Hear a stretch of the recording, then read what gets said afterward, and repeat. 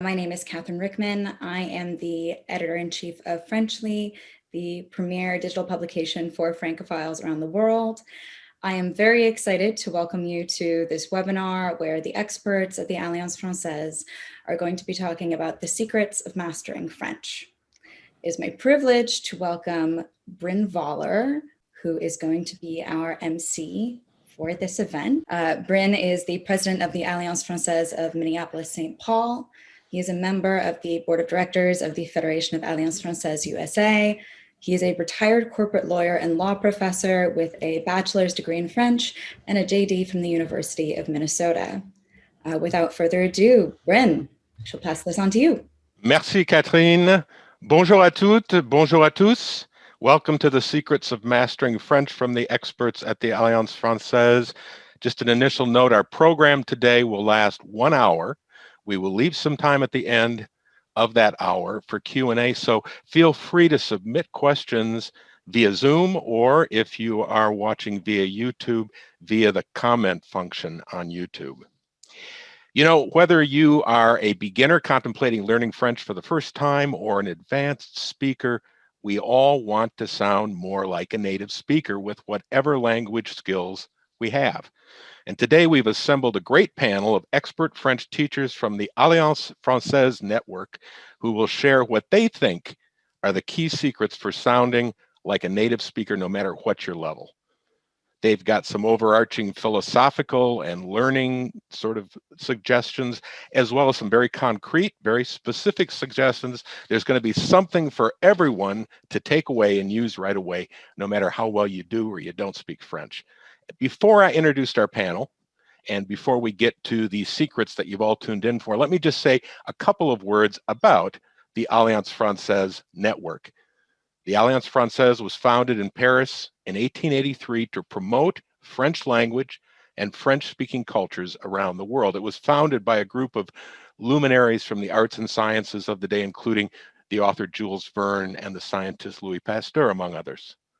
Today, it's the largest cultural network in the world. There are over 800 independent chapters in 135 countries, including more than 100 here in the United States. And the US chapters are nonprofit, charitable organizations. They're not financially subsidized by the French government. Just to give you a sense of the scope of Alliance Française operations here in the US chapters collectively deliver more than 850,000 student hours of French instruction every year.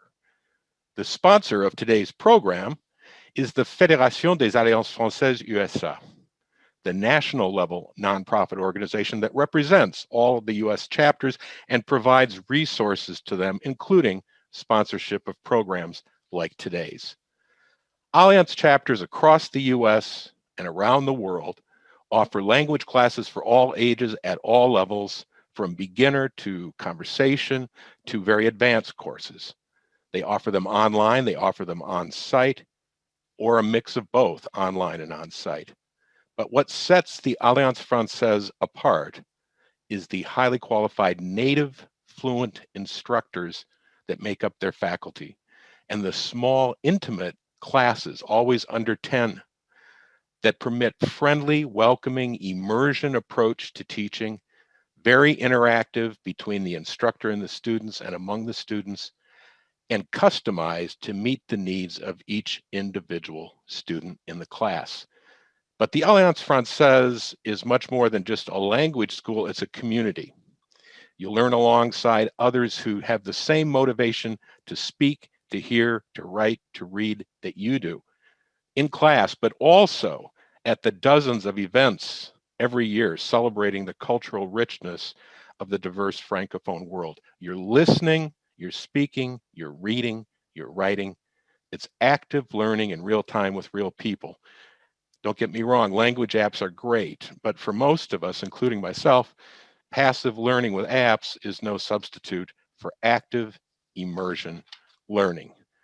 With that, let me introduce our panel of experts who teach at Alliance chapters across the US. First, from the Midwest, Dr. Séverine Bates. She is a native of Martinique, the French-speaking island in the Caribbean. She specializes in contemporary French and Francophone literature. She has her master's and PhD in French from the University of Minnesota. She also has a licence and a maîtrise in history from the Université Paul Valéry in Montpellier, France. She's been teaching at the university level and at the Alliance Française of Minneapolis-St. Paul for several years. From the West Coast, we have Pauline Chateau. Pauline is the educational director of the Alliance Française of Seattle, where she also teaches children and adult classes at all levels. She was born and raised in Normandy.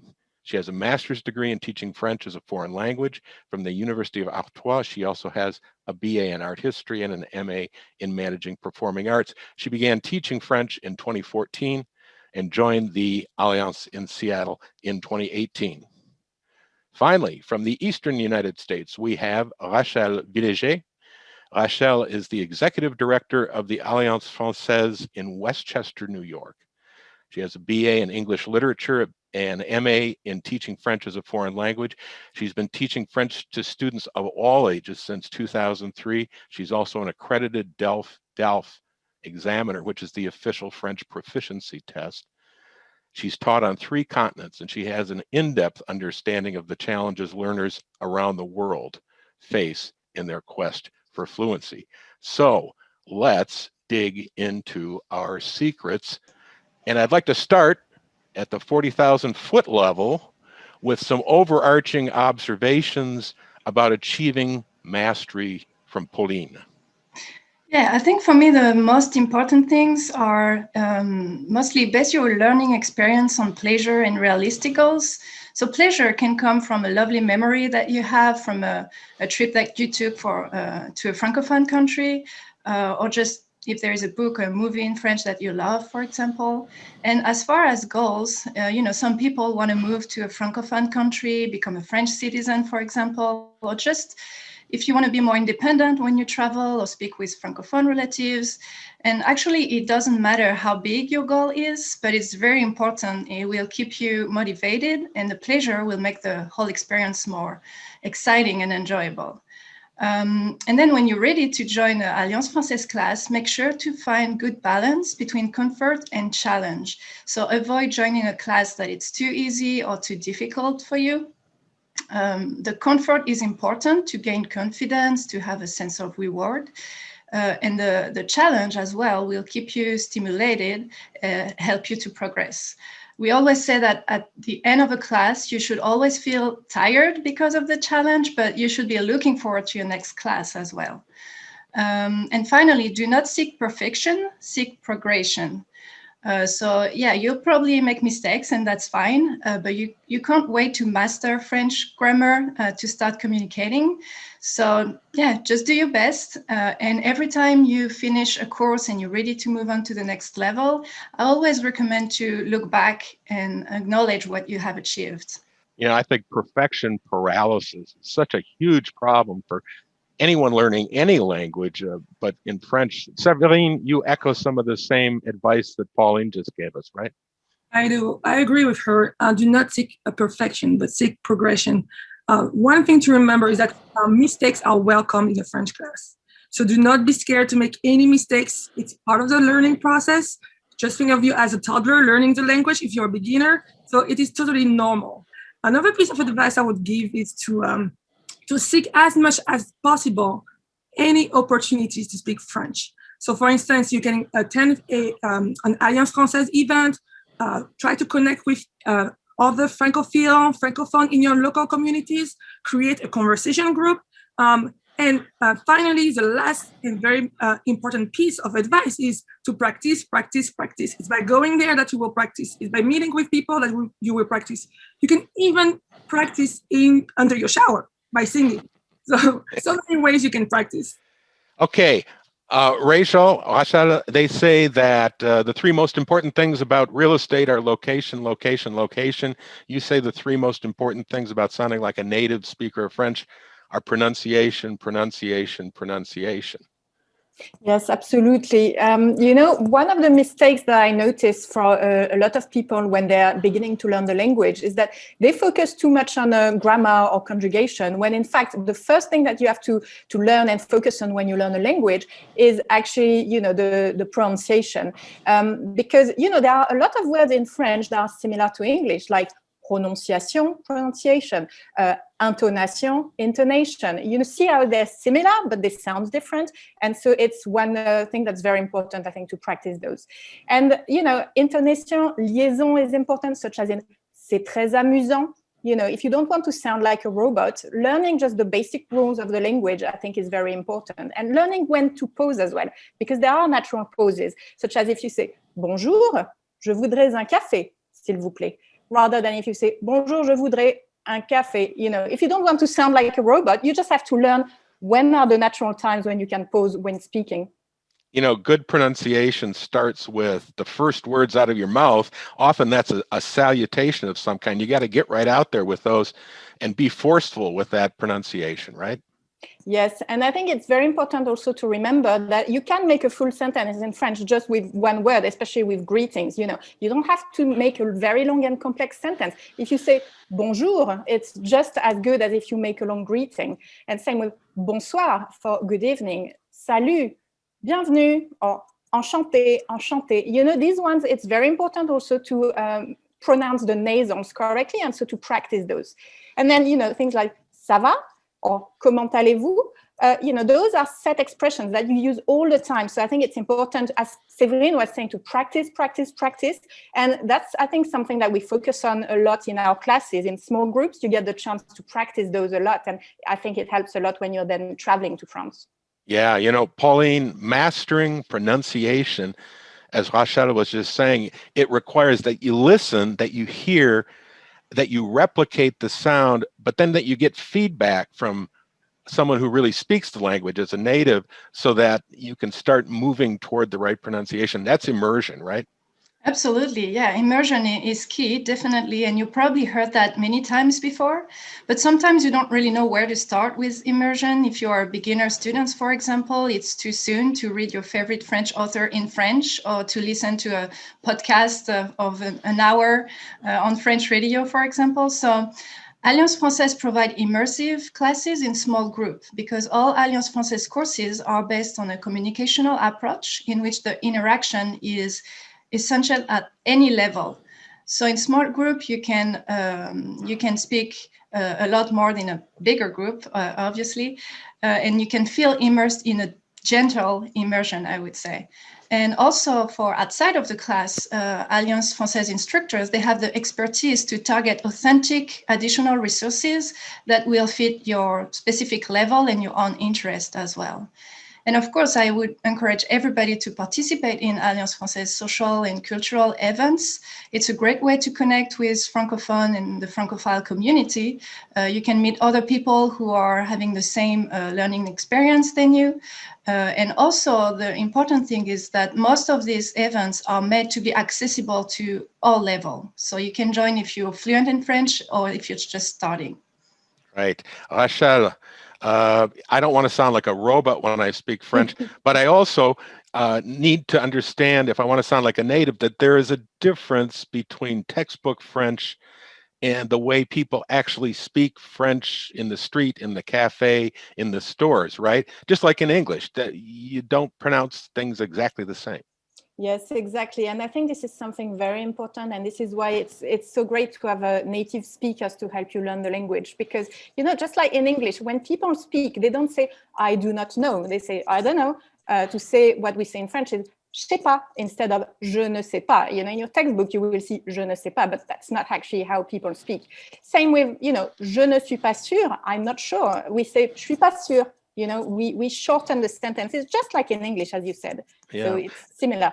Give us some other concrete examples. That's very helpful, I think.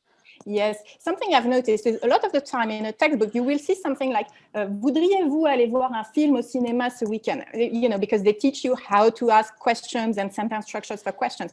But in real life, people would say something like, on va au ciné ce week-end? It would be a much shorter way of speaking because, we're lazy when we speak. And then, in a textbook, you would have something like, voudrais-tu venir au restaurant avec nous?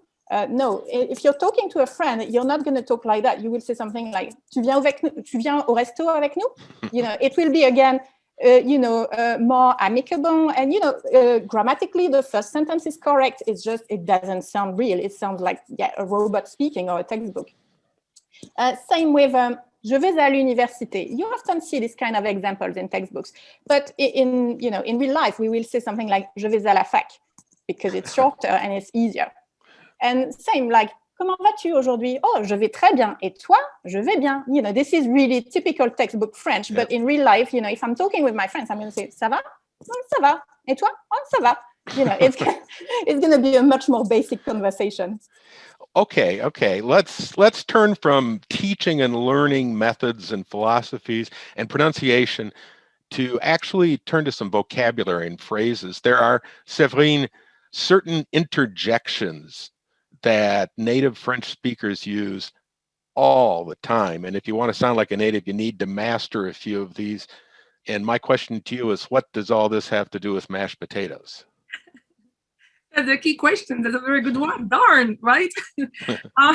Yes, in order for you to sound less textbook and more natural, more authentic, it's so important to learn these interjections and other common expressions, such as voilà, there it is. Or ça marche, that works. Okay. Bref, briefly, in short, that's what it means. And you probably already know this one. Comme ci, comme ça, je vais bien, comme ci, comme ça, not bad, just okay. Or my favorite one, ah bon? It just shows that you are actively listening to someone. And it means in English, really. And the other one that I also like, I say all the time, ouais, ah ouais, yeah, oh yeah. And the last one you were talking about, brain, purée, which means here. And usually it's a way to express your exasperation or your surprise. And the last one, I want to pick this one. And I just, I would encourage you to attend a workshop on how to vent in French. And so as you can tell through the way I was pronouncing this, intonation also matters. It is so important to use them with the right intonation. You're not going to say, voilà, or ah bon, say ah bon. So it's so important to sound like a French native. Purée. All right. You mentioned intonation, Rachel. That's important in any language to understanding and being understood. Explain the difference just a little bit for our audience between intonation and pronunciation. Yes. Okay. So when we're talking about pronunciation, we're talking about the sounds that you make with the different part of the words. Whereas when you're talking about intonation, you're talking about the general rhythm of the sentence and the general pattern that your words make. Just like in English, you have usually, one up, one down, and, it's like a pattern that's very rhythmic. In French, usually it's going to be either a pattern that's descending or, going up, but it's going to be like at the general sentence level rather than at the word level. And it's very important to sound natural, again, just as Séverine was saying. So I think the key to the proper intonation is also to remember that simply using the intonation sometimes can make a difference between asking a question or saying something like as an exclamation, for example. Yeah, give us an example of the importance of intonation, but also you were illustrating before the different levels of formality in the language, or as the French say, different levels, different registres de la langue. Yes. So let me start with the intonation. So, for example, if I say, elle va bien, like, is she okay? That would be a question. But if I say, elle va bien, I'm using exactly the same structure, but the intonation is different to answer this question. If I say, elle va bien, she's okay, but she's not great. So, the same words can have a completely different meaning depending on the intonation. Yeah. And now, as you were saying with the registre, for example, es-tu prête would mean, are you ready? And, you could have, est-ce que tu es prête? This one would be less formal and more conversational. But again, if I'm talking, for example, to my daughter, to have something less formal, I would say, tu es prête? Or, t'es prête? T'es prête would be mostly the real way I would speak to my daughter. I would never say something like, es-tu prête? Because it just doesn't sound right. Mm. And to talk again about the registre, I want to give you a couple of examples, because if I say, excusez-moi de vous importuner, mais puis-je vous emprunter 10 euros? Grammatically, it's perfectly correct, but no one would ever talk like that in French. It's very formal. So maybe you would say, pourrais-tu me prêter 10 euros? Could you lend me 10 euros? But again, this is a bit too formal for most conversations. If I'm talking to my sister, I would say like, hey, prête-moi de la thune, lend me some cash. Or if I'm talking to one of my friends, I would say like, you know, do you have $10? T'as pas 10 balles? Rather than, you know, say, oh, could you please, may I borrow from you? You know, it just doesn't sound natural. It's the same in English. Wow. Pauline, we learned English gradually, day by day, as kids, right, growing up. The same goes for learning French, even as an adult, right, day by day. Absolutely. And we said earlier, immersion is important. Séverine was saying practice, practice, practice, even under the shower. Yeah, I always recommend to practice a little bit every day. It doesn't have to be for an hour, but even if it's, you know, every other day for 5 to 10 minutes, it will make a difference. So, for example, try to spread out your homework throughout the week. For example, the day after your last class, you will just review the notes and the content of your class. And then the next day, you're going to start completing an exercise that has been assigned by your teacher.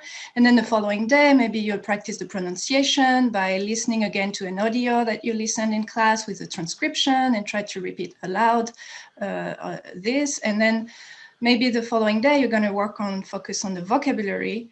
And speaking of vocabulary, this is something I used to recommend to my children, students, and then I realized this works great for adults too, is to label everyday words, everyday objects that you have around you, especially for beginner students. In beginner classes, we focus on the close environment. So basically what is around you, and to talk about your activities, your profession, your family, etc. So I would say, for example, you create a label and you write un livre and you put that label on a book, or you write une pomme, an apple, and put it on an apple. And another example would be to label family pictures with the vocabulary of family member. It's also a great way to memorize the possessive adjectives. For example, ma mère, my mother, mon père, my father. And every time you look at these pictures or you use this object, you will become familiar with these words without realizing that you are actually memorizing this vocabulary. You know, we had, Pauline, a question submitted before the program saying, you know, is it true that if I don't have someone to speak French to every day, I'm going to forget everything? That's a luxury, having someone in your family or being married to someone who is a fluent French speaker. But there are many ways to practice every day besides having someone to talk to, right? Yeah, absolutely. And you won't forget everything. You just have to go back to it and we'll come back to you too. So. Right. Séverine, idioms. Idioms are tough for any foreign language learner, but mastering a few common, regularly used French idioms is a kind of a sure sign of speaking like a native, right? Very true. And this is due to idiomatic expression, for instance, expression imagée. And these can be very specific to a language and culture. Some can be visualized, but do not make sense when you try to translate them word for word. So it's better to memorize them and use them, you know, your everyday life conversations. At work, if you email someone in French, because they will add color and enrich your vocabulary. It's super, super important. Okay. Well, maybe we can look at some examples of that. You said, you know, some of them translate pretty directly mot à mot into English, for example, but others on this list, pas tellement. Huh? Exactly. For instance, here we have briser le cœur. Briser le cœur, to break the, pretty, you know, straightforward. However, donner un coup de main literally would mean to give, you know, like, you know, to hit someone, but to help out. Another one that I like, tomber dans les pommes. What does it mean? Fall in the apples? No, it just means to faint. And another one, poser un lapin, to put a rabbit on the table. No, but it means not show up for like a meeting, for instance. And the last one that, you know, the French say all the time to, you know, they say the truth is j'en mets ma main au feu, en mettre sa main au feu, which means in English to swear to God. I swear to God I didn't do this. J'en mets ma main. Pauline, we've all got to learn rules of grammar and verb conjugations, but how do we break out of book learning and start putting those things to work so that we actually start speaking and employing those rules? Yeah, French can be challenging when it comes to grammar. When you are beginner students, remembering all the different conjugation patterns and the irregular verbs can be a lot. For more advanced students, to remember which prepositions to use with the different verbs, it's a lot too. So I always recommend my students to put grammar in context, because when you think about it, when you were 2 years old, your parents didn't give you a table of conjugation or a list of vocabulary to make you speak. You learn from hearing, from imitating your parents, from repeating. And now your native language sounds just natural. It sounds right. So I'm not saying that grammar books are bad. They are very helpful. They are important. And it's quite fascinating, I think, to study the grammar. But you have to kind of recreate that feeling of it sounds right, especially when you have to communicate orally, spontaneously. You don't have time to visualize these rules and these tables of conjugation. So just a few examples. I would say write short stories. For beginner students who are trying to memorize the conjugation of the verb aller, to go, which is a basic word, we use it all the time, but unfortunately it's irregular. You can create a short story. For example, je vais au marché le dimanche. Et toi, tu vas au marché le dimanche? Mon ami Marie va au marché le dimanche. So I go to the market on Sunday. Do you go to the market on Sunday? My friend Mary goes to the market on Sunday. And when you repeat that often, when you have to use the verb, it will come to you naturally. It will just sound right. Same thing for verb with preposition. You can just write a story with using these verbs, which is also a very creative process. Or another thing is to use songs. For example, the song Si j'avais un marteau, which is the French version of If I Had a Hammer, will help you to remember that you have to say si j'avais un marteau. A very common mistake is to say si j'aurais un marteau, which would be saying if I would have a hammer. So if you just listen to that song and sing it in the shower, you can remember that grammar pattern correctly. And another thing is if you want to avoid les faux amis, so the false friends.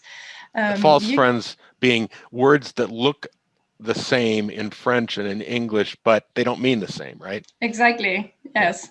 So for example, when you have to introduce yourself, this is probably something you'll have to say, where you're living. So for example, j'habite actuellement à Seattle. If you have this sentence already in mind, you will know that actuellement doesn't mean actually, but currently. So it's better to refer to sentences that you already know in French rather than translating from your language, because you will avoid faux amis doing that. I think this is such great advice. You know, we had another question submitted right before we came on the air. Someone said, I really struggle with a verb pronominal. Because that's a different concept. So se promener, s'asseoir, verbs like that. And I think the ideal way is to pick 2 or 3 of those verbs and write your short stories, mm-hmm. and then read those stories so that you say, tu t'assieds, mm-hmm. je m'assieds, je me suis assis. I just think that's the ideal way to really pound that in. And don't focus on the fact that there are 500 of those verbs. Just get 5 of them so you can do it. Start with the one that you use the most, and yeah. I love singing a song too. And Rachel, je chante, donc, je suis. You're a big fan of singing to learn French, right? Yes, absolutely, because I perfectly agree with what Pauline was saying. It's great to memorize grammatical pattern, but also I think Séverine was talking about this earlier. Like if you start by trying to watch a film or listen to a full podcast 1 hour long, it's just too much, especially if you're a beginner. So you have to start with something that's bite-sized learning, and I think songs are the ideal way of doing that. And I have a couple of examples because Charles Trenet, he has a song La Mer qu'on voit danser. In this song, yeah. In this song, all the words are very short, like 1 or 2 syllables. You have just one word that's 3 syllables and a bit longer, but they're all very easy and they're great for memorizing the main grammar and song, pronunciation of the words. And then you have someone like Stromae. He has this song Papa Outé, Outé, Papa Outé. It's really, really catchy, and it's a song that's great for beginners because it's catchy, but it's also great for more advanced learners because there are several layers of meaning in the song, and I think it's a great way of learning. And you know, a few years ago, Stromae had a concert in Madison Square Garden here in New York, and his tickets were sold out very quickly because, you know, his songs are just so great. And I think it's a great way to help people learn the French language. And then you have, for people who love, you know, love songs in general, I think Natacha Saint-Pierre, she's a great singer because she has a very clear pronunciation, just like in her song, Tu trouveras, you know, she's really detaching the syllables. So it makes it easy to understand.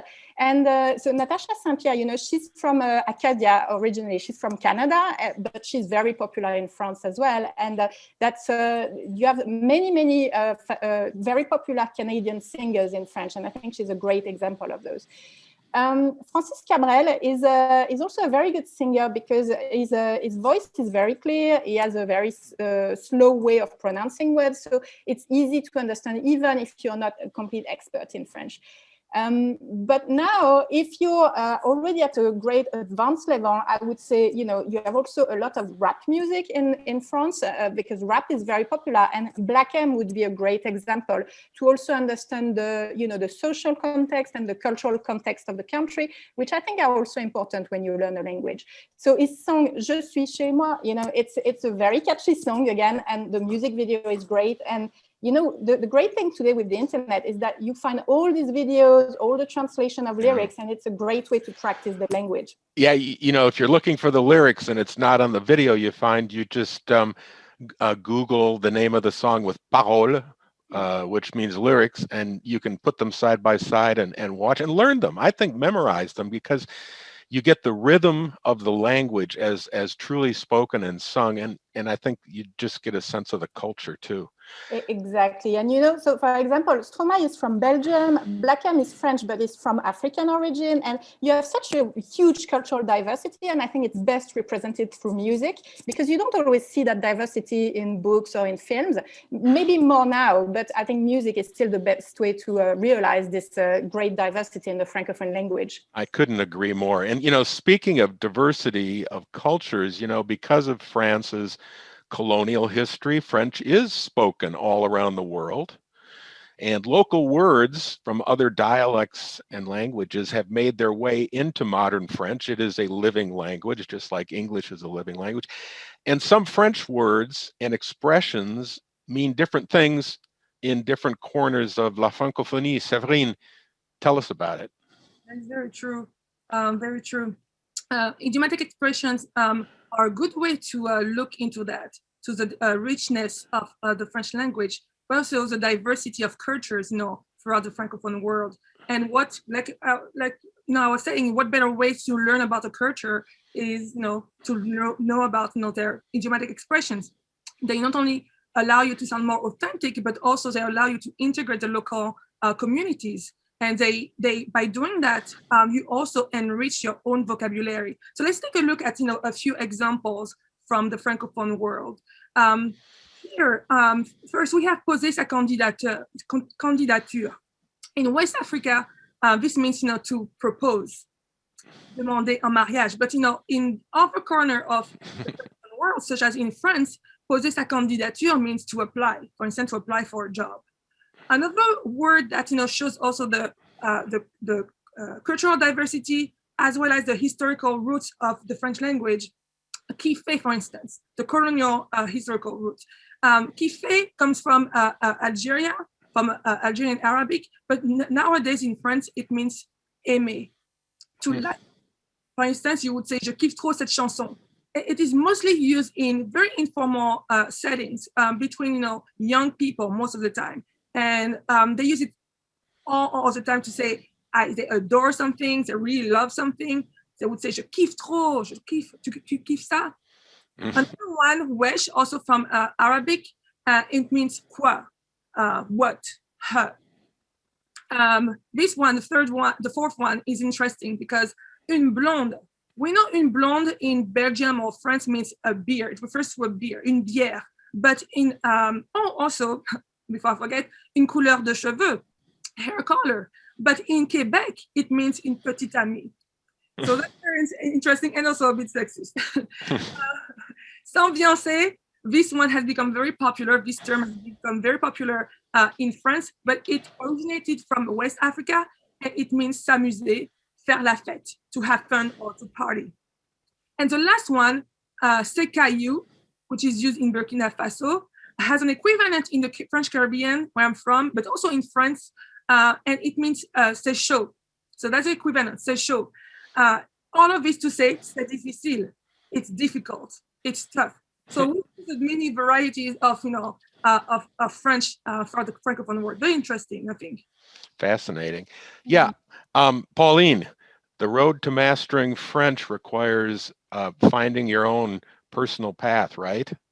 Yes, we've been giving a lot of tips and recommendations, and if we had another hour, we could probably continue like that. But I would say in general, just find what works for you.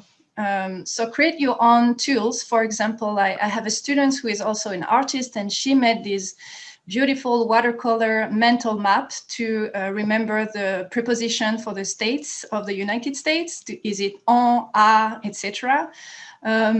So yeah, if you like to visualize the rules, you can make your own mental map like that. Or I have other students who would make list of synonyms and words. It's good, especially for more advanced students, because sometimes you feel like you can identify words when you read, but when you need to use them, you feel like you're always using the same basic words, and you would like to enlarge your vocabulary. So it's a good way to do that. Another fun way to make your own tool is to make flashcards. So flashcards basically are just basic card. You write a word in French on one side, and then when you flip, you have the either the translation or maybe a picture of that word. And it's something you can do physically on paper, obviously, but you can also do that online, and you can share your set of cards with your classmates, and you can share the homework like that. So I would say just find what works for you. It will be more fun and mostly more efficient because it works for you. Now, speaking of more fun, and I one other thing, another question that came in right before we came on, and that is nonverbal expression. Let me just open this up to any of you that want to comment. But, the French have a way of using their hands. The French have a way of using their face when they're saying something. How are we supposed to learn that? If we want to sound like a native, don't we need to do some of that nonverbal expression as well? I think you can do that too, and you can force it just a little bit. It can help also on the intonation and pronunciation, like Rachel was saying earlier. Just remember to not overdo it in maybe social context, but that can be a good way, just to try to imitate from what you see in movies, for example, and force it a little bit, but just a little bit. Yeah, I mean, these days we have so much access to movies and television in French. If you can sit there and watch the movie or television with the French subtitles on, for example, so that you're seeing the words at the same time you're hearing them, then you can start putting it all together. I mean, that we have extraordinary access today to those things. Speaking of having fun, Séverine, idioms add color to our French. It so happens that many idioms, both in English and in French, are based on colors as well, and they can make us sound like natives, but also kind of boost the fun quotient in learning French and using the language. Exactly. Add color to your language. Therefore, learn idiomatic expressions. They're so fun, there are so many that use colors to express emotions. Let me give you, for example, examples. In French, we say voir rouge, and that means to see red. You can tell red is a color that usually symbolizes anger. So voir rouge, you're angry. Broyer du noir, broyer, to brew, to grind, means to be in a funk or to be depressed. Another one, rire jaune, this one means to force a laugh. And this one, the next one, Voir la vie en rose, you probably heard of Edith Piaf, Voir la vie en rose. Well, it means to see through rose-colored glasses, to be an optimist person. And the last one, être vert de rage, rage and vert. Well, when I hear that, I think of the Hulk, and it means to be very, very angry. So you do not want to be vert de rage. You don't want that. But so my advice is to have fun with the language. Learn them, memorize these idiomatic expressions, make a little list. There are thousands, you cannot learn all of them, but at least try to insert them in your everyday conversations in writing. And just, enjoy. Yeah, broyer du noir, j'aime bien ça. That's great. All right. Listen, we want to give you some next steps here. The next steps we would invite you to take would be to visit the Fédération des Alliances Françaises USA website. The link here is on the slide. There is also the QR code here on the slide. So take a moment right now, take your phone out, open your camera, shoot the QR code, and it will take you to the Fédération site. We've prepared a handy summary of the key tips that we've shared today, and some additional secrets, some additional resources for you. And when you go on the Federation site, you can also, on their map, find the Alliance Française chapter here in the US that is closest to you. Contact them. You can have a free placement test. If you haven't taken French since high school and you just retired from the legal profession like I did, you want to know, how rusty am I? How much do I remember? And you can also sign up for their free newsletter. It's just a great resource, give you a chance to see the classes that are available and the kind of events that are available. And I hope after you do that, vous allez venir nous rejoindre. You're going to come and join us at the Alliance Française and learn French. And with that, I think we can move, mesdames, aux questions. And I'm going to take off the share. And Catherine, Linda, do we have any questions? Yes, we do have a question from an attendee who is intimidated, as many of us are, by the challenges of mastering verb conjugations. Just looking at the tables are intimidating. Do we have some suggestions for that? Any of you? Rachel, what are your suggestions?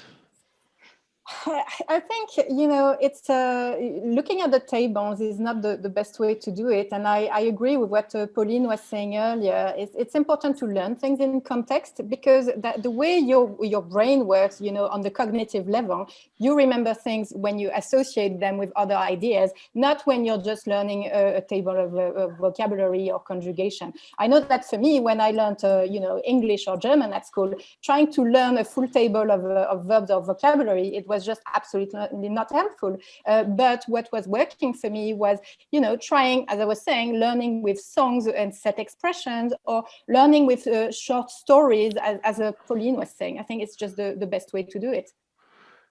And if I may add something, that's very good, what you said, Rachel. One of the ways I learned German and Spanish was also like by doing role plays. I love, and so that was a nice way for me to do, skits with my friends, or just, in my head, just, doing it, by myself. But it really helped memorizing the grammar and the vocab. Yeah. Pauline, anything to add? I mean, I think your short story idea, to me, just sounds, that is short stories, skits, little stories where you're actually using the verbs. It's not going to make sense to you until you actually get it out your mouth and hear it from someone else and understand it. Otherwise, you're just memorizing pages and pages of code. Yes, when we were in school learning English, we had these tables, for example, to become, became.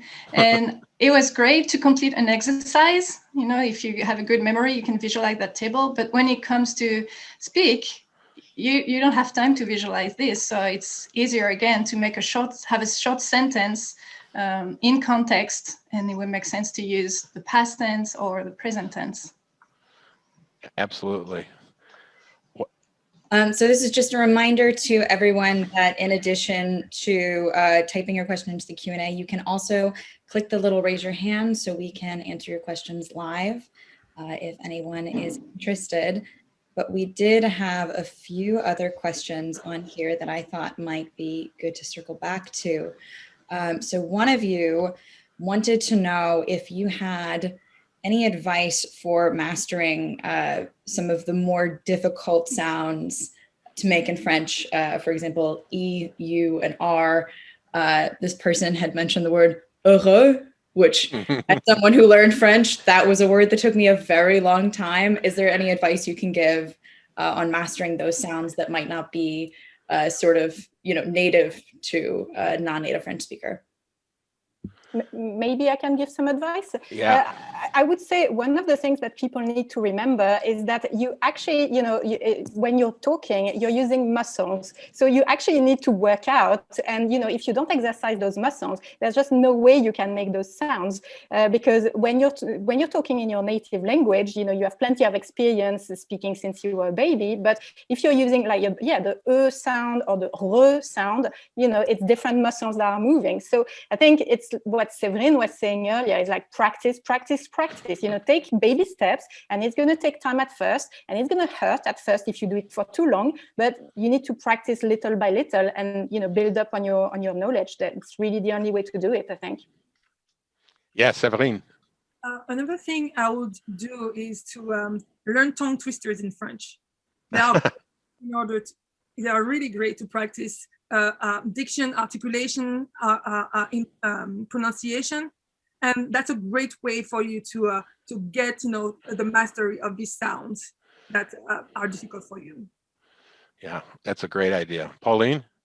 Yeah, I think it's important, as Rachel said, and we do a lot of these exercises in classes, not only hear and repeat, but also learn how to shape your mouth to make these sounds. And also, I would say, maybe try sometimes to walk away from what you read, because sometimes you will naturally try to pronounce it the way you would do it in English if it's your native language. For example, in one of my children classes, we are doing the family member vocabulary. And when you spell sœur, the word for sister, you have 3 vowels combined together, and they never know how to pronounce it when they look at it. And I said, okay, don't look at the word and think of the word sir, yes, sir, in English.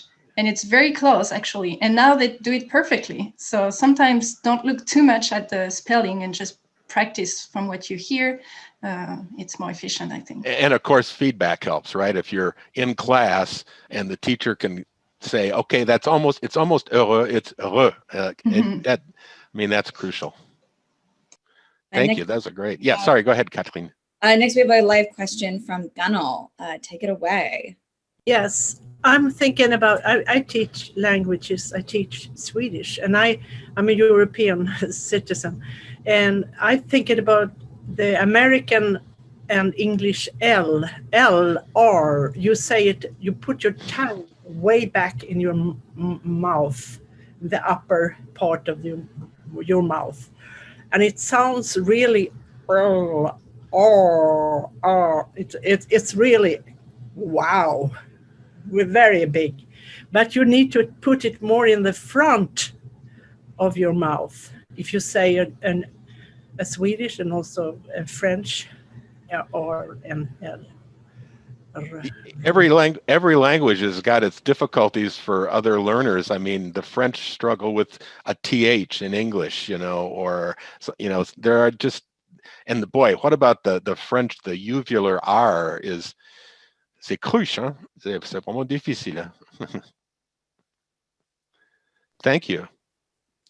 So we have another question up here from Chris. Let's see if we can get Chris up. And there we go. Bonjour, Chris. Bonjour. Je voudrais goûter de champagne en Rance. Rance.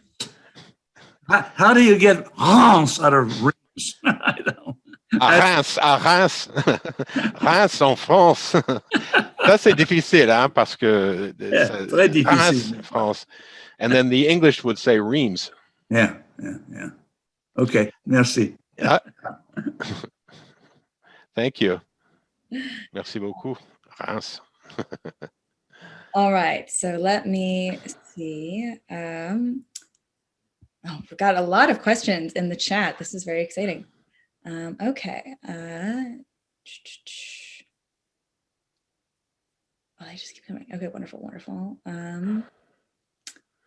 Okay, someone asked if I am watching a movie in French, and maybe I can understand only about 30% of what is going on. Is it better for me to continue watching with the subtitles or to turn them off and see if I can work my way through it?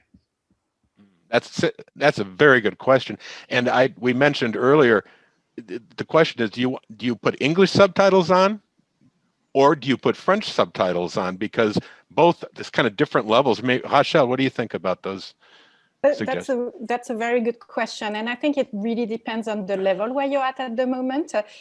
Because one thing that people tend to underestimate is that at the cognitive level, when you focus very, very hard on something, your brain is working so hard that then you're not following the plot, or, if you're focusing on the grammar and missing the story, it's a bit pointless. So I think if you're at a beginner or in lower intermediate level, it's pretty best to just keep the subtitles and, enjoy the story, enjoy the film. But there comes a time when, when you're in a higher intermediate level and you're starting to get very good, I think it's great to have, the French subtitles on. So you can then, use listen to the film mostly, but use the subtitles once in a while, if you're not too sure, and just to double check the meaning. And then I think it's only if you're very, very fluent, like if you're very comfortable in a conversation, that you can switch the subtitles off, because, also what happens in a film is that people talk over each other, and in French, especially if people are arguing, they're going to be cutting each other all the time. So it can become very difficult for your brain to just pick up what's going on. And, it's not your fault. It's just that our cognitive abilities are limited. And so I would say it really depends where you are in your learning journey, and the answer is going to be different for everyone. I think it's best to do what you feel comfortable with at the end of the day. Absolutely. Yeah. If I can add something on that, I totally agree with Rachel. It really depends on your level. But I would say if you can have the subtitles in French, because if you have them in English, it's after a few minutes, you're going to focus on what you read and not really listen to French, if that's possible, of course. And then if you're watching, for example, a TV show, because the episodes are shorter, if you find something that you really like, you watch it maybe the first time with subtitles in either English or French, and then you watch it again without the subtitles, because you already know the plot, what's going on. So you can now just focus on the language. And it's the same thing then when you listen to songs. It's just for the pleasure of hearing it, and then you'll learn a lot if you do that. You're more immersed in the movie. We have a live question now from Julie. Julie, take it away. Do we have Julie with us? I think Julie's mic is not working. She activated it, but it's not working. So maybe we switch to another question. All right. Very sorry about that. Maybe we can get your question in the Q&A chat. We've got one that I thought was good. When to liaison and when to not liaison. Sometimes they say we Americans can overdo it. That's coming to us from Cindy. Séverine, do you have any thoughts on that? It's definitely true. You can overdo it. It gets a little too précieux, right? Yes, but I will pass on this one because I'm not, so strong, with explaining the liaison. So I would, direct that to maybe like Rachel or Pauline. Okay. Yeah, I'm going to be talking very briefly about that, because we could talk about this topic for 1 hour, really, because there are just, the rules are straightforward, but at the same time, there are some exceptions. I would say if you're not sure if you should do a liaison or not, it's pretty best not to do a liaison, because if you overdo it, it's going to just sound really bad. And this is actually something that can be problematic even for some French people, if they get nervous and, especially in a lower class setting, if someone is nervous, and they will not know exactly when to do the liaison, it can just sound completely wrong. And it's something where, if you're not sure, it's best not to do it. And, you might sound a bit more like a robot, but if it's just a sentence here and there, it's not going to be a big problem. We have a live question next from Charlene. Charlene, welcome. Bonjour. Bonjour, Pauline.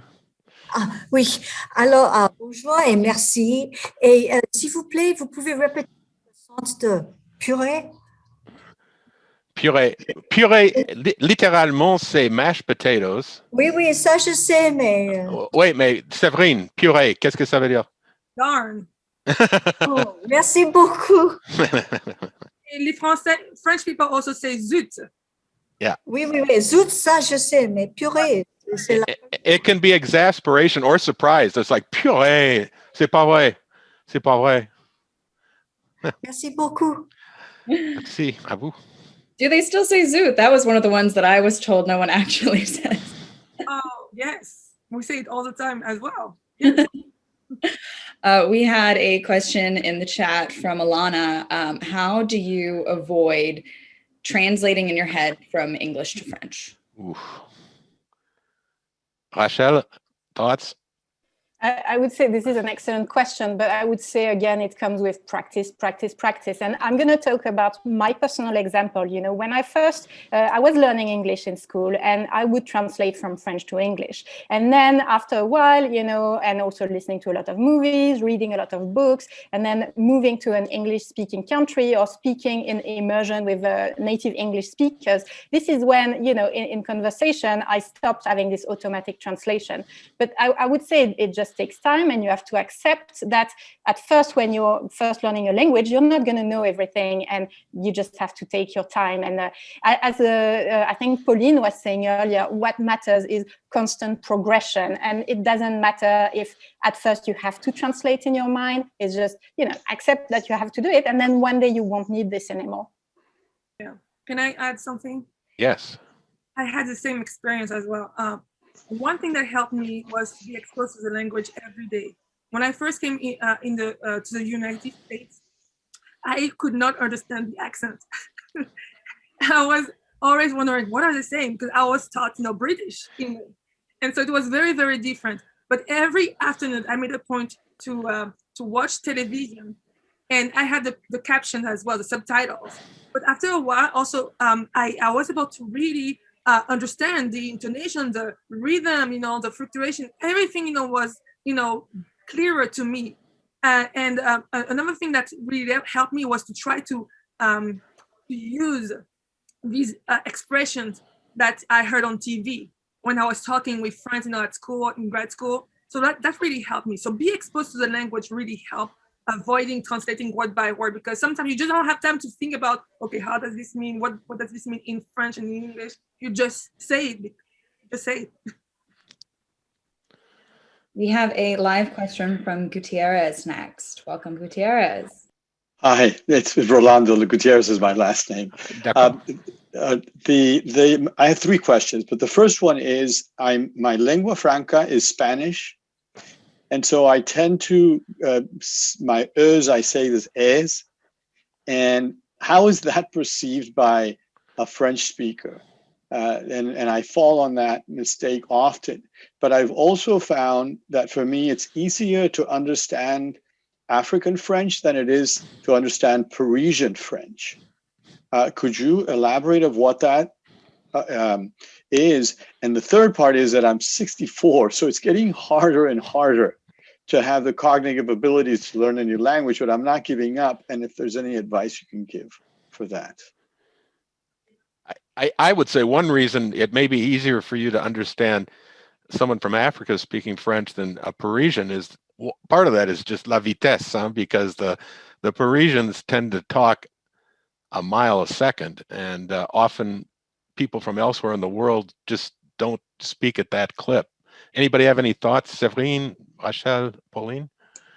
Maybe on the first question, I have a lot of students who also speak Spanish or Italian, and sometimes there's a little bit of interference between both languages, which is fine. I always say keep doing both, keep doing the two languages. And for these little things that you would like to maybe improve, maybe when we were saying earlier to try to imitate the way people talk and force it a little bit, maybe it can help you. It's the same for me. I used to speak Italian and now I don't practice anymore. But when I want to go back to it, if I don't want to have interference with other languages, I force it just a little bit. Maybe I sound a little silly, but it really helps me to get the pronunciation and to speak, a little bit better. We're going to welcome a question from Christina next.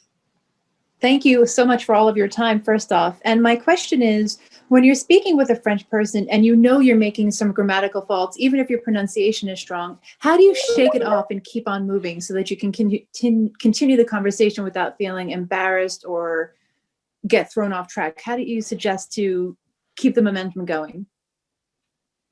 Rachel? Oh, you're muted, Rachel. Sorry, yes, I was also looking at the questions in the Q&A chat at the same time. I would say, again, it's a matter of practice mainly, because when you're a beginner, you're going to be pausing and it's going to be like stopping you from speaking. But, you have to pick yourself up and carry on. And I think the best way to do it is if you learn in a small setting, like what we provide at Alliance Française, you get other people who can encourage you and that can help you even, deal with this frustration, because we're all going to make mistakes. It's not possible to be perfect when you start. And I think because we learned English, we felt the same when we learned English. And it's just, you have to pick yourself up and try again and try again and try again. Just like a baby also, because Pauline was talking about that. When you learn a language as a little kid, you also make mistakes and you just have your parents correcting you along the way. And it's just, as adults, we don't like making mistakes, but we have to accept that we can't be perfect and progression is what matters. And I think it really comes with practice, and practice with a lot of friendly people that you're having fun with, and then you won't feel judged. Whereas if you just practice when you go to the country and try to communicate with people, then it can be frustrating because you're trying to achieve something, and then if you fail and you have no practice with failing, it's just harder, I think. And keep in mind that using a language is the way to communicate. So as long as you are understood, it's what matters. You don't use the language just for the pleasure of mastering it. Of course, you want to get better at it, but don't be afraid to make mistakes and just try to communicate as much as you can. We are unfortunately running out of time, so we are going to take our last question from Frederick before we close. Hi, welcome, Frederick. Hi, actually it's not Frederick, it's his wife. My question is, I found it very easy to read French versus to listen. Listening comprehension, it's almost impossible. So I wonder if you can elaborate on it a bit and give some suggestion how to improve it, besides movies, because it's too fast for me. Thanks. Any ideas, Rachel, maybe, or Pauline? Yes, I think I will go back to what I was saying earlier. Starts with smaller chunks, because if you start with a full movie, it's going to be too difficult and it's on a cognitive level. It's not your fault. So start with something like a song, because a song is going to be short. It's going to be a few minutes, and you have the text as well that you can get. So you can read the text, understand the text, and then you can listen to it, and you can even pause sentence by sentence and try and see, where the sounds connect. And I think, as Séverine was saying earlier, also practicing with role plays. When you start with role plays, it's going to be just a short dialogue, and it's just much easier than if you start with, a full film or a full program on the radio, because, if you're trying to listen to France Culture for 1 hour, no, you're just not going to get it. And, it's about progression and always trying to go for the next step. And, rather than focusing on the end goal, it's important to have, bite-sized steps, I think. Thank you so much. And thank you to Rachel, to Séverine, and to Pauline for their participation today. That was great stuff. Thank you to Linda Witt, the president of the Federation, for organizing this talk. And thank you to Catherine and to Romain for letting us come and talk to your Frenchly audience today. Yes, thank you, Bryn. Thank you, everyone else, for joining us. Thank you for those of you who tuned in and asked questions. This webinar will be available shortly on Frenchly.us, on YouTube, and on Facebook. For more content and future events, you can sign up for our Frenchly newsletter at Frenchly.us. And thank you so much. I hope you've learned a lot. I know I have, and have a wonderful rest of your day. Merci, à bientôt.